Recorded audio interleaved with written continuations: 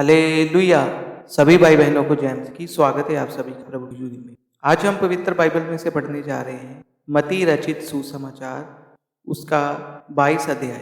यीशु फिर उनसे दृष्टांतों में कहने लगा, स्वर्ग का राज्य उस राजा के समान है जिसने अपने पुत्र का विवाह किया और उसने अपने दासों को भेजा कि निमंत्रित लोगों को विवाह के भोज में बुलाएं, परंतु उन्होंने आना ना चाहा।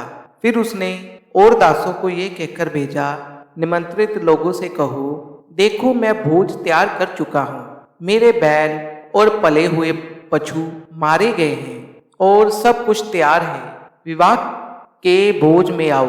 परंतु वह उपेक्षा करके चल दिए, कोई अपने खेत को, कोई अपने व्यापार को। अन्य लोगों ने जो बच रहे थे उसके दासों को पकड़कर उनका अनादर किया और मार डाला। तब राजा को क्रोध आया और उसने अपनी सेना भेजकर उन हत्यारों का नाश किया और उनके नगर को फूंक दिया।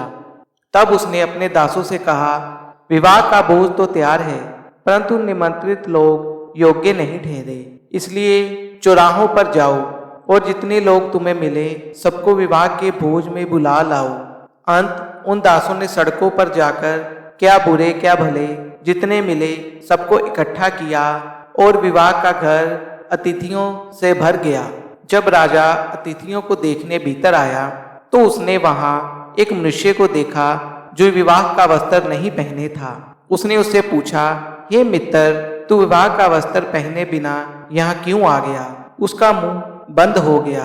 तब राजा ने सेवकों से कहा, इसके हाथ पांव बांधकर उसे बाहर अंधियारे में डाल दो, वहां रोना और दांत पीसना होगा, क्योंकि बुलाए हुए तो बहुत हैं परंतु चुने हुए थोड़े हैं। तब फरीसियों ने जाकर आपस में विचार किया कि उसको किस प्रकार बातों में फंसाएं। अंत उन्होंने अपने चेलों को हेरोदियों के साथ उसके पास ये कहने को भेजा, हे गुरु, हम जानते हैं कि तू सच्चा है और परमेश्वर का मार्ग सच्चाई से सिखाता है और किसी की परवाह नहीं करता, क्योंकि तू मनुष्यों का मुंह देखकर बातें नहीं करता।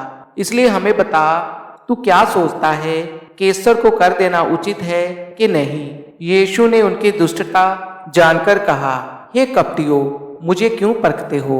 कर का सिक्का मुझे दिखाओ। तब वह उसके पास 1 दीनार ले आई। उसने उनसे पूछा, ये शाप और नाम किसका है? उन्होंने उससे कहा, कैसर का। तब उसने उनसे कहा, जो कैसर का है वह कैसर को और जो परमेश्वर का है वह परमेश्वर को दो। ये सुनकर उन्होंने अचंभा किया और उसे छोड़कर चले गए। उसी दिन सदूकी, जो कहते हैं कि मरे हुओं का पुनरुत्थान है ही नहीं, उसके पास आए और उससे पूछा, हे गुरु, मूसा ने कहा था कि यदि कोई पुरुष बिना संतान मर जाए तो उसका भाई उसकी पत्नी से विवाह करके अपने भाई के लिए वंश उत्पन्न करे। अब हमारे यहाँ 7 भाई थे। पहला विवाह करके मर गया और संतान ना होने के कारण अपनी पत्नी को अपने भाई के लिए छोड़ गया। इसी प्रकार दूसरे और तीसरे ने भी किया और 7 का यही हुआ। सबके बाद वह स्त्री भी मर गई। अंत जी उठने पर वह उन 7 में से किसकी पत्नी होगी, क्योंकि वह सब की पत्नी हो चुकी थी। यीशु ने उन्हें उत्तर दिया, तुम पवित्र शास्त्र और परमेश्वर की सामर्थ नहीं जानते, इस कारण भूल में पड़े हो। क्योंकि जी उठने पर वह ना विवाह करेंगे और ना विवाह में दिए जाएंगे, परंतु स्वर्ग में परमेश्वर के दूतों के समान होंगे। परंतु मरे हुओं के जी उठने के विषय में क्या तुमने ये वचन नहीं पढ़ा जो परमेश्वर ने तुमसे कहा, मैं अब्राहम का परमेश्वर और इसहाक का परमेश्वर और याकूब का परमेश्वर हूँ। वह मरे हुओं का नहीं परंतु जीवितों का परमेश्वर है। ये सुनकर लोग उसके उपदेश से चकित हुए। जब फरीसियों ने सुना कि यीशु ने सदूकियों का मुंह बंद कर दिया तो वह इकट्ठा हुए। उनमें से एक व्यवस्थापक ने उसे परखने के लिए उससे पूछा, हे गुरु, व्यवस्था में कौन सी आज्ञा बड़ी है?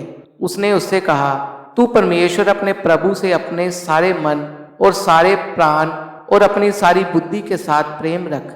बड़ी और मुख्य आज्ञा तो यही है, और उसी के समान ये दूसरी भी है कि तू अपने पड़ोसी से अपने समान प्रेम रख। ये ही 2 आज्ञाएं सारी व्यवस्था और भिक्षुकताओं का आधार है। जब फरीसी इकट्ठे थे तो यीशु ने उनसे पूछा, मसीह के विषय में तुम क्या सोचते हो?